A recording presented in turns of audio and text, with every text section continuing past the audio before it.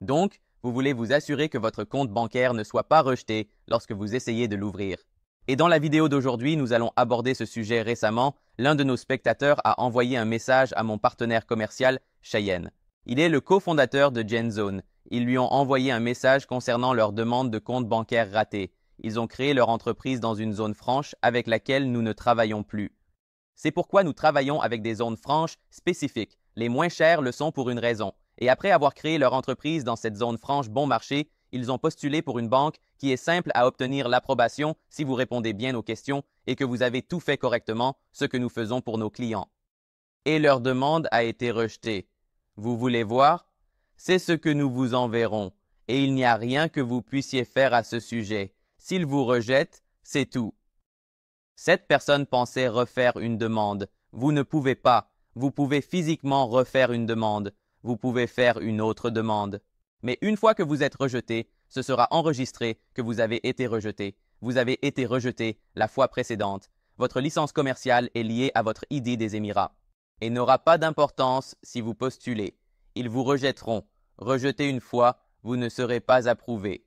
Vous vous demandez comment éviter cela? Je veux m'assurer que ma banque s'ouvre. Je crée une entreprise à Dubaï. Les opérations bancaires sans accroc.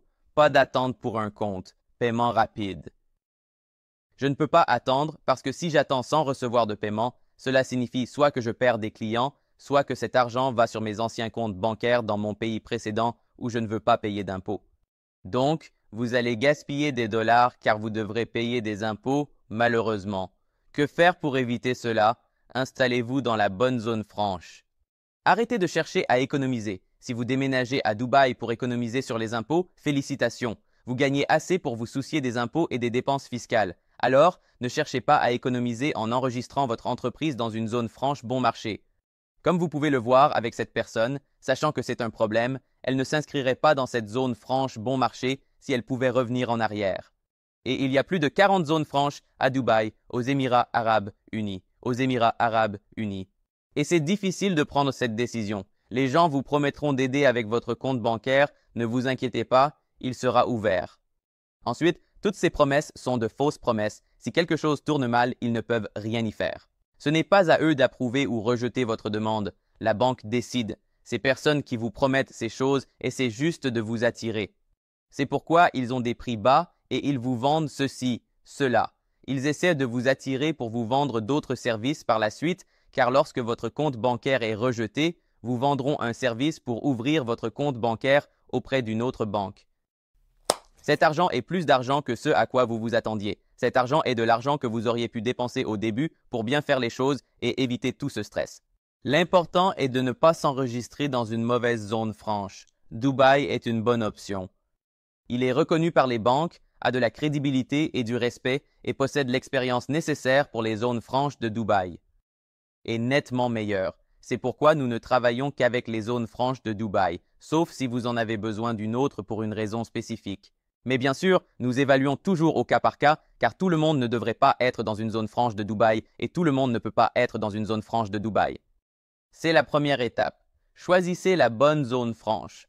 Deuxièmement, il est important que si vous postulez à une banque, vous connaissiez les exigences.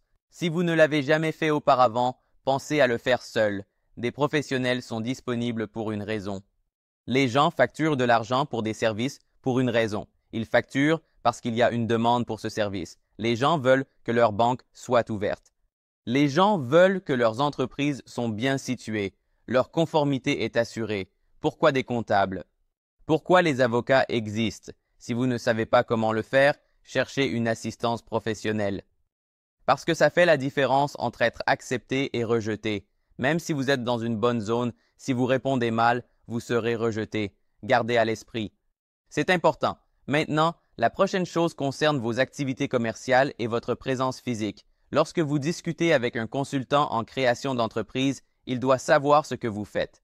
Besoin, vous devez faire pour arriver là où vous voulez être. Beaucoup veulent simplement créer leur entreprise. Créer l'entreprise. Gagner mon argent. Mais c'est beaucoup plus complexe que cela.